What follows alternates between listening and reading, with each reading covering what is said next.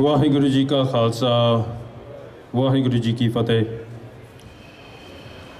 On October 31st, 1984, I was sitting in my living room with my two elder sons, my youngest son and my daughter and my husband. It was just a normal day. I was about to make food. I could hear my two elder sons squabbling in the background,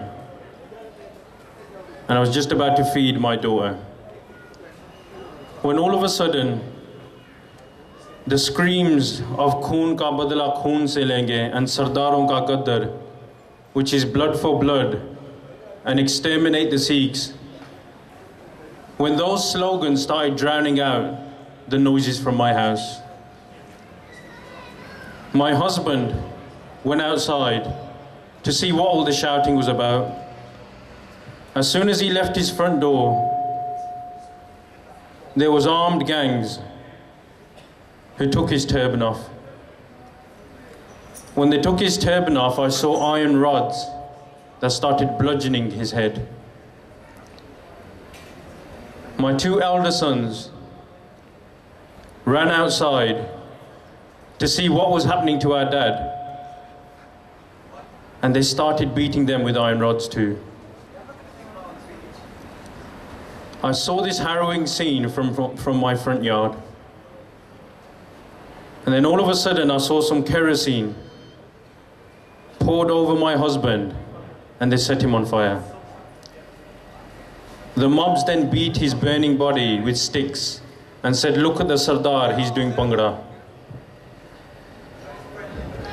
My two elder sons, one was already dead.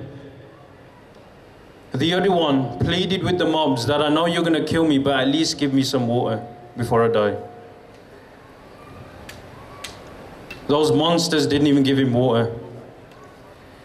They doused all three in kerosene, set them on fire in a little pile.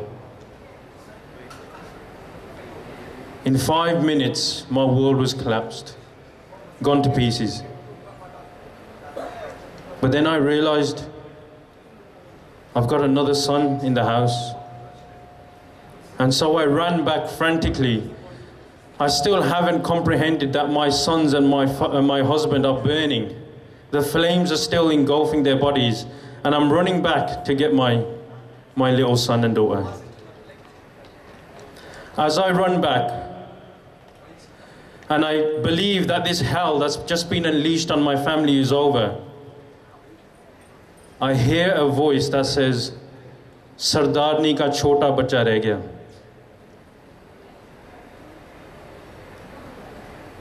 So the mobs go inside my house, and they find my 6-year-old son huddled under a table. One of them drags him by the arm and throws him in the air. And as he lands on the floor, they douse him in kerosene and throw him on the pile where his two brothers and his father was. In a daze, a neighbor took me to her house to give me some protection. And she asked, "Where's your daughter?" And I couldn't believe that I forgot I have a daughter. So as I ran back to the house, I saw my 10-year-old daughter lying naked on the grass, shivering. But at least I've got one left. 1 month later, she was raped so horrifically that 1 month later, she died as well. This is a story of one Sikh woman in Delhi. And we forget that they're families and they're human beings like us. And over time, each of those harrowing stories has just turned into a chilling statistic. 10,000. The Indian establishment say 2,733. Insaf say 5,000, and the People's Union for Democratic Rights, they say 10,000. In fact, Delhi has become a victim of its own magnitude. Who wants to hear the same story 10,000 times? But what did those killings leave? People say to me that you do all these speeches and you try and do this awakening, but it's 31 years later.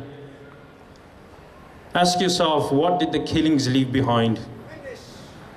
Not only a lifetime of misery for the victims, not only a lifetime of misery for the survivors, but promotions for the people that done it. People who were MPs at the time entered India's cabinet. Narasimha Rao was the Home Minister who oversaw the whole killing. This story I've narrated, it happened 10,000 times. He oversaw everything, and 7 years later he became the Prime Minister of India. And what's happened to the survivors? They've been shoved in a little corner in Delhi called the Widows' Colony. Women who's suffering from abject poverty and depression. Yet the killers not only are walking free, but they're running government. This is why a dialogue and a candlelight vigil like this is still so important today. The candles aren't just here for the fallen. The candles aren't just here to commemorate all those people that lost their lives. They're also to make a pledge. To make a pledge to make sure stuff like this never happens again. But as Sikhs, what we have seen, even recently, is that we are completely up against it when it comes to the media and our own genocides.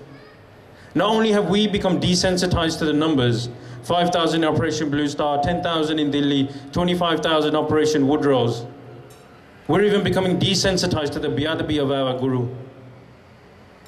But what about the wider media? When Sikhs were asking for little more than constitutional reform, and a devolution of powers from the center, we were seen as a separatist, violent movement. Fast forward 30 years, they are burning our Guru on the streets. 31 years ago, they burnt and torn to shreds 10,000 Sikh bodies, and today they're tearing to shreds and burning our Shabad Guru. They tear our Shabad Guru and then we go and peacefully protest. 2 of our young men are made shaheed, 2 more sons lose their lives. And what's reported in the media? That there's been a clash with Sikhs and a few police officers have been hurt. This is what's been reported 31 years later. And is the British government any better? We will be peacefully protesting against the beadabi of our Guru and the continuation in the murders of our people. They can storm the Sangat, the peaceful Sangat, with horses and truncheons, but they report that 1 officer was hurt. I think it's time, 31 years of doing these vigils, to realize that Sikhs are actually on their own. We are on our own. This isn't the time for placards. This isn't the time for petitions. This isn't the time for hashtags. This is the time to make our grassroots stronger. There's a generation in Punjab that shouldn't have existed. After the Delhi genocide and after the genocide in Punjab, there's a generation that shouldn't have existed, but it exists today. And it's time to cultivate the existence of that generation.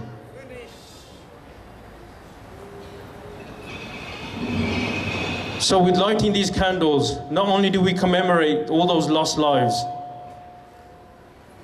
but we also make a pledge to make change. Because the reason why injustice is continuing, the reason why there still is injustice, because we haven't had any justice. Without identifying any of the criminals of 1984, without passing a judicial verdict of guilt against them, without punishing them, without reconstructing the lives of Sikhs, without giving them rehabilitation, they want us to forget. And even then, the onus is on us to forget.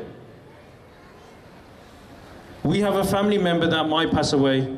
My gran passed away, I've never forgotten her, but she passed away peacefully. Many of us do a kanpats in the names of family members that pass away. They want us to forget those 10,000 people that were murdered in the most horrific way. They even want to take the humanity of remembrance away from us. If those people back home don't have a voice, it's for us to be their voice. We need to have confidence in our own narrative. What even this UK establishment has told us is that, you know, when you're the compliant, overly well-behaved child in the class, the teacher ignores you. It concentrates on the unruly children, the children that are making a noise. As we stand, we are the international good kid of the world that's getting ignored by the teacher. So if it means being difficult, people felt really ashamed, and they felt really uncomfortable that one Sikh man got up during a live BBC broadcast and interrupted it because Sikhs were dying in India and nobody was covering it. People were uncomfortable with the fact that there were Sikhs in London who were trying to defend themselves against police officers. Oh my gosh, what's going to happen to the image of the Sikhs? We are so over-obsessed with our image. We are constantly being told by the UK that we are the greatest example of cultural integration. All we're doing is carrying on a colonial mindset. So if it means being difficult, then be difficult. But have the confidence in your own story. Tell your children, because if we're not careful, this episode of the 84 will die. They will tell you you can talk about Baba Deep Singh. They will tell you you can talk about Udham Singh and Bhagat Singh, because then our oppressors were the British and the Mughals. But don't mention Jagraj Singh Tufan. Don't mention Sukhan Jinda, because now we're your oppressors. So it's up to all of us to keep that story alive. Because the story of the killers is there for the world to see. Jagdish Tyler, Sajjan Kumar, HKL Bhagat, Darshan Shastri, all these people had their stories told. But the voices of the victims, they are consigned to the pages of history. It's for us to give those pages life. It's for us to give them a voice. Yes. Waheguru Ji Ka Khalsa, Waheguru Ji Ki Fateh.